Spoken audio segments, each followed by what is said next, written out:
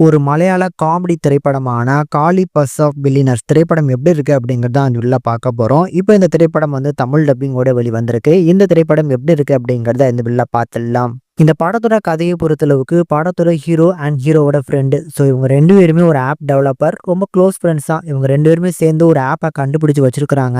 ஆனா அந்த ஆப்பை வாங்குறதுக்கு ஒரு நல்ல பையர்னா வந்து பார்த்தீங்கன்னா கிடைக்கவே இல்ல. இப்படி நம்ம ஹீரோவும், ஹீரோவோட ஃப்ரெண்டும் கனவுக்காக ஓடிட்டு இருக்க நேரத்துல இவங்களுக்கு சம்பளமே இல்லாதனால ஊரை சுத்தி வந்து பார்த்தீங்கன்னா கடன் வாங்கி வச்சிருக்கிறாங்க. இப்படிப்பட்ட ஸ்டேஜ்ல வந்து நம்ம ஹீரோவுக்கு வந்து ஒரு வரன் வருது.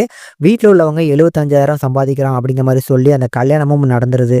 இதுக்கப்புறம் இந்த கதையில என்னென்ன விஷயங்கள் நடந்தேறுது, நம்ம ஹீரோவோட மனைவிக்கு வந்து இந்த மாரி இவங்க ஏமாத்திட்டாங்க அப்படிங்கிறது தெரிய வர்றப்ப என்ன நடக்குது, அண்ட் ஹீரோவோட லைஃப்ல வந்து பார்த்தீங்கன்னா, ஒரு நல்ல சக்சஸ்ஃபுல்லான ஒரு லைஃப்க்கு வந்து மூவ் ஆன் பண்ணாரா அப்படிங்கிறது அந்த படத்தோட மொத்த கதையுமே. இந்த படத்த பொறுத்தளவுக்கு ஒரு சுமாரான ஒரு படம் தாங்க. படத்த காமெடி ஜானர் அப்படின்னு சொல்லியிருந்தாலுமே, படத்துல ஆகா ஓகோன்னு சிரிக்கிற அளவுக்கு காமெடி எங்கேயுமே இல்ல. படத்துல நம்ம ஹீரோ அண்ட் ஹீரோவோட ஃப்ரெண்டுன்னு சொல்லி இவங்க 2 பேரோட காம்போ நல்லா இருக்கு. காமெடி பண்றதுக்குமே ட்ரை பண்றாங்க. ஆனா காமெடி எந்த இடத்துலயுமே வந்து பார்த்தீங்கன்னா, பெருசா கிளிக் அவுட் ஆகல. இத தாண்டி ஒரு வலுவான ஸ்டோரியுமே இந்த படத்துல கண்டிப்பா இல்ல அப்படின்னு தான் நான் சொல்லுவேன். மொத்தத்துல ஒரு சுமாரான ஒரு மலையாள காமெடி த்ரில்லர் டிராமா. முடிஞ்சா ட்ரை பண்ணி பாருங்க. இந்த படம் YouTubeல ஃப்ரீயாவே அவைலபிளா இருக்கு. அதனால முடிஞ்சா வேணா ட்ரை பண்ணி பார்க்கலாம்.